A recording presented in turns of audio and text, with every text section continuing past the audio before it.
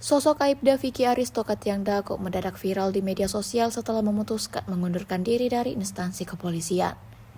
Videonya pamitan hingga bersujud di depan markas Polda Sulut bahkan menjadi perbincangan publik.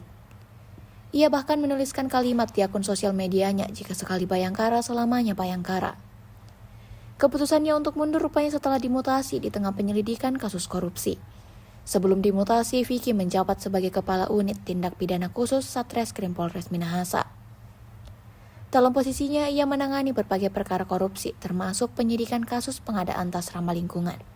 Proyek pengadaan tas ramah lingkungan di Kabupaten Minahasa pada 2020 menelan anggaran 2,2 miliar rupiah.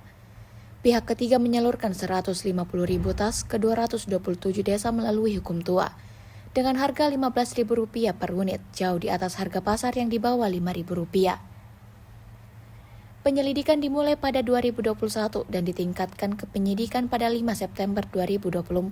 Setelah gelar perkara di Direktorat Reskrimsus Polda Sulawesi Utara menemukan dugaan tindak pidana korupsi.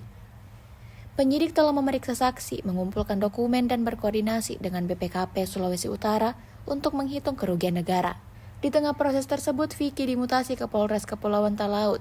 Ia mengajukan pengunduran diri sejak Juni 2025 dan baru disetujui kemudian.